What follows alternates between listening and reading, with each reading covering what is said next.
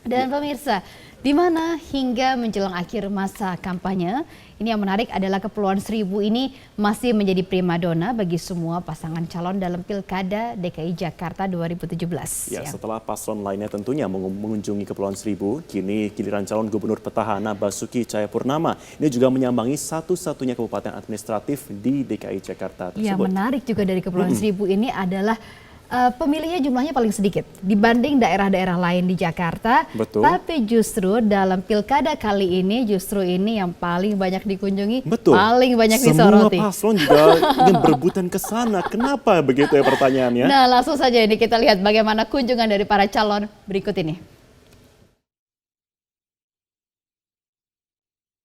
Dalam masa kampanye Pilkada DKI Jakarta 2017, Kabupaten Kepulauan Seribu menjadi salah satu destinasi bagi setiap pasangan calon kepala daerah DKI Jakarta berkampanye.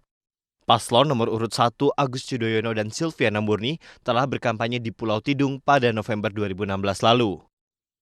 Dalam kunjungannya, Agus Yudhoyono juga menyempatkan berekreasi di Pulau Tidung. Agus pun menyatakan pesona Pulau Tidung mampu menjadi destinasi wisata berskala internasional. Paslon nomor urut 1 ini menyasar bantuan dana bergulir untuk mengembangkan usaha warga di Kepulauan Seribu. Dari apa yang sudah mereka miliki, kita ingin itu lebih optimal lagi. Tetapi ketika mereka ingin lebih mengembangkannya, tentu kami sekali lagi mengembangkan atau menawarkan skema dana bergulir untuk mengembangkan usaha mereka.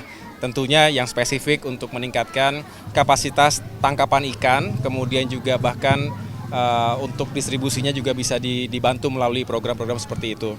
Dan pada akhirnya kita memang harus sangat perhatian dengan para nelayan, tanpa nelayan kita juga akan sulit begitu.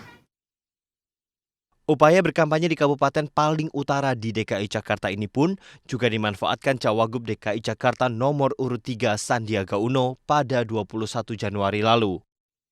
Dalam kampanyenya, Sandi mengajak komunitas Jakarta berenang untuk berenang bersama dari Pulau Karya menuju Pulau Panggang hingga ke Pulau Pramuka. Sandi membidik kemandirian pariwisata sebagai program untuk memajukan kesejahteraan warga.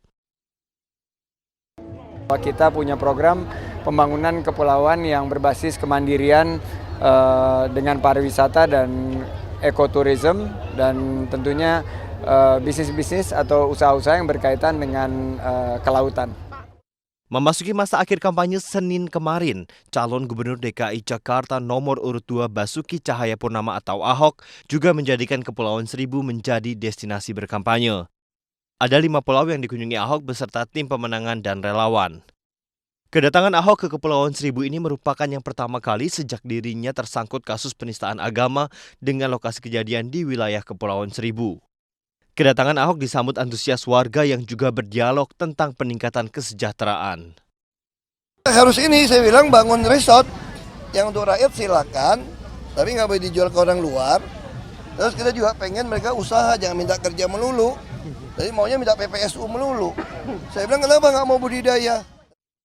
Sebagai satu-satunya kabupaten di wilayah DKI Jakarta, Kepulauan Seribu memiliki jumlah daftar pemilih tetap paling sedikit dibanding wilayah lainnya di Jakarta. Namun pada Pilkada DKI 2017, Kepulauan Seribu menjadi salah satu fokus bagi setiap paslon untuk berkampanye. Tim Liputan, Metro TV.